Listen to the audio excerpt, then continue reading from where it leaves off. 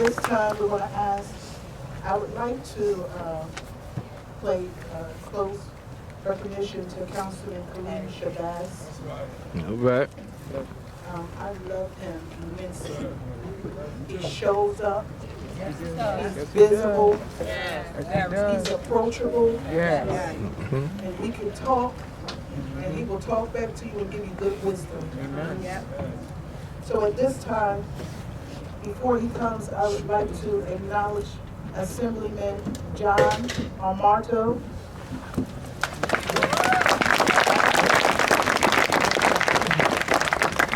And Assemblyman Mazia.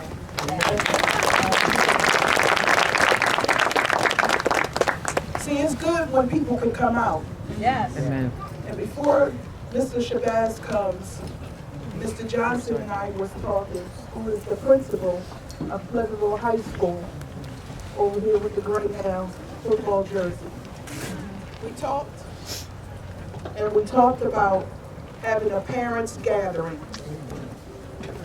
We're going to do it in between Thanksgiving and Christmas. This will be another part of this movement. And so, like the brother said, it has to become infectious within all of us to make an impact. I can't do it alone. They can't do it alone. We all together have to do it. At this time, Mr. Khalid Shabazz.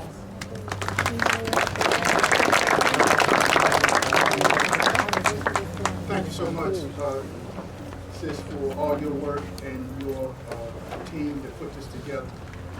Before I make a couple of brief remarks, let me ask all of us here tonight, this afternoon rather, to have a moment of silence for little brother Mike, if you will, a moment of silence. Thank you.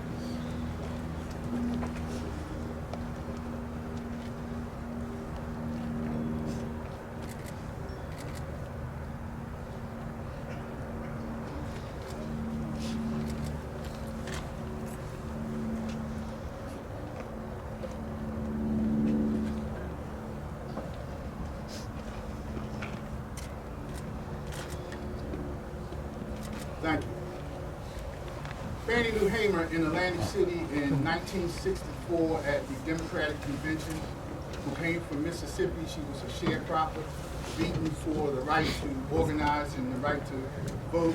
She said, I'm sick and tired of sick and tired. I'm sick and tired of being sick and tired in Atlantic City. And I think it's fitting that that is a Facebook page, a Snapchat page. Snapchat. Snapchat. That's right. Here's what I think we need to think about doing very seriously, brothers and sisters, leaders and organizers. We have a thing that happens in inner cities when there's a murder, an assault, that there's retaliation, that there's retribution, that there's revenge. I've noticed that right in Atlantic City, I hear people talking about that might happen, or that might have already happened in this incident. I think what we need to do, and I'd like to ask everybody to take on the assignment, that we get on our Twitter, Snapchat, Facebook page and encourage people not to engage in retribution, not to engage in revenge, not to engage in retaliation, not to engage in retargeting. And if all of us who are here today reach out to people that we know, we can overcome the negative feelings and spirits that would cause people to be so far out of their human character that they will come to a public event and start shooting. Do you know how crazy that is? We were talking about that this morning at breakfast. That's not normal. We can't allow that to be normal, and we have to speak against it and work against it. How can you come to a public event and shoot people and bring a gun? That is totally, absolutely unacceptable, abnormal behavior. That's not normal human behavior. That you come to an athletic event, that a 10-year-old child comes to an athletic event and ends up dead. That's totally horrible. So let's do that. Let's see if we can stop the cycle right here on this act. Let's see if we can honor our young brother by seeing that there's no retribution. What are you saying, Brother Shabazz? Am I saying you should go out there and be a vigilante? No, don't do that. Let the police do what they've done, and they've done a good job. They have. They've done an excellent job. They've done a superior job.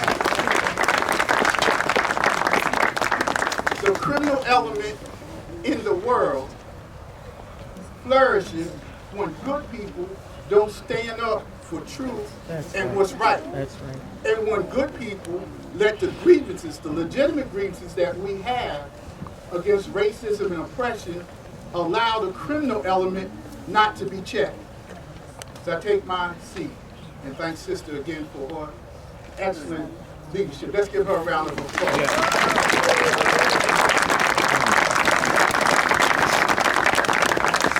You know, it's not easy to stand out in front because people look at you and people see your deficiencies. And we all have deficiencies. And we all have shortcomings. But Sister's doing an excellent job. So let's do that. Let's see if we can stop this cycle of revenge, cycle of targeting people, the cycle of retribution by social media. The strength of social media, let's use that for something good. And let's everybody pledge to get on your social media and encourage people on your social media field that we don't have retribution. I know we're going to do that in Atlantic City. As Brother Muti said, the Imam already talked about that. And it's not a religious thing, but those people who identify as Muslim, just so we all know, so when you go home, those of us who are leaders and practitioners of Islam, we don't accept the fact that you do criminal activity and say you are a practicing Muslim. People can identify any way they want. But like Malcolm said, if a cat has kittens in the oven, they're not Muslim. No, you can't be a God-fearing person and engage in criminal activity. And we don't support that. We are against that. That's not the Islamic standard that we accept. So having said that, let's make sure, let's strive to see if we can make it in the cycle of Brother Michael. Thank you, man. God bless everyone. God bless I don't want you to get tired. We only have 3 more people one coming to the mic, and after that, 3 more people. They know it's 4 to 5 minutes. We got that. Amen. We got that? Amen. Hands up. Guns down. Guns down. Guns down. Hands up. Hands up. Guns down. Guns down. All right.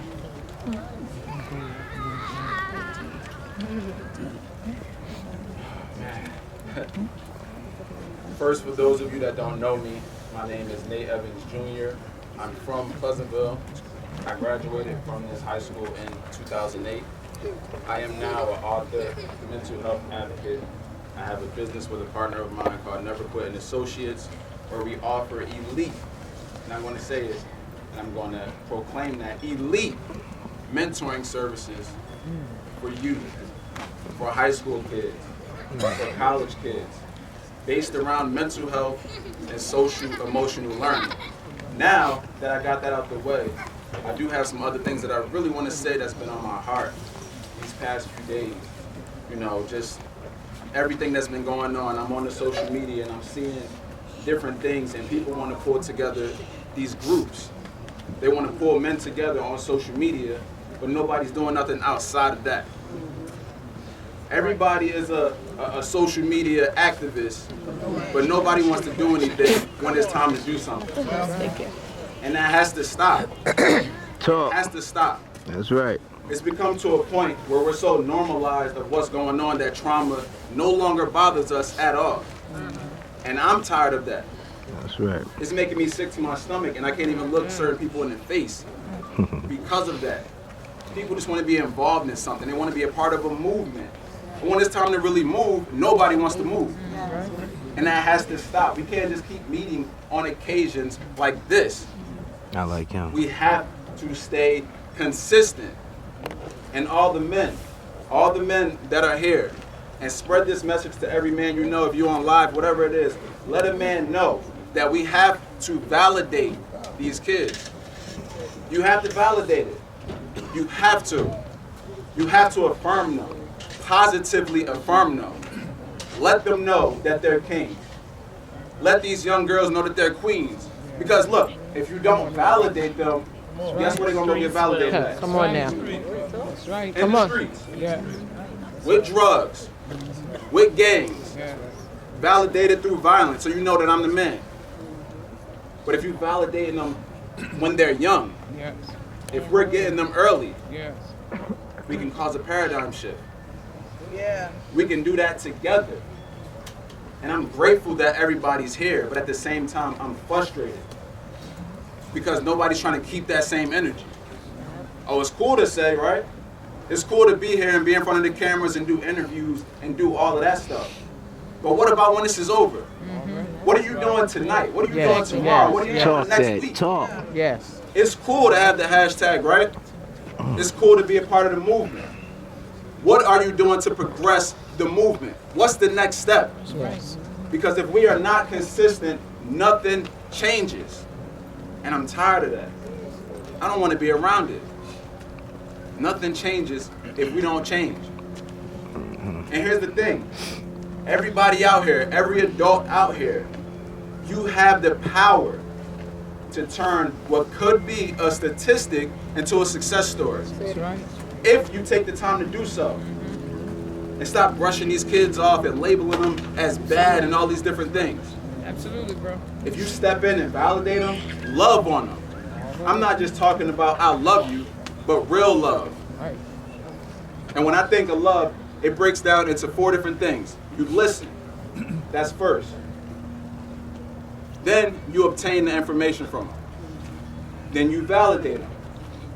And then you encourage them. If we can live that way, we can change all of this.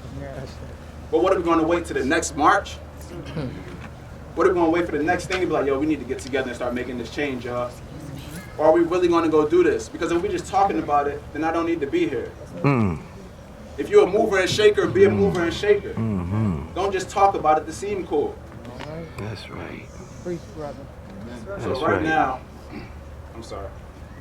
Now don't be sorry. You good. We need to hear that. All right, bro. You're talking the truth. Let it out. It's frustrating, and this isn't me putting out anger towards anybody. This is all love. That's right. But we can't keep meeting on occasions like this at all. I need that same energy. Word. What are we going to wait until the cut opens up and it gets infected, or are we going to get it before it gets to that point? Yes. Because by then it's too late. What are we going to wait to the next traumatic event, the next killing, to start making the change when we can do it right now? It don't cost you anything to tell somebody you love them, to pull him aside and let him know, look, you a king. I love you. That's right. That's right. Walk in your greatness. Believe in that. That's right. It don't take nothing. Yeah. Just do it. Enough talking, y'all. Enough marching. Let's really go out here and make a change and make an impact. Start That's what getting you doing, programs young like my brother. program That is what into you our doing. school. Go to the board meetings. Go seeing what's going on with your kids. What do you mean you're not going down to go to the parent-teacher conference? What do you mean?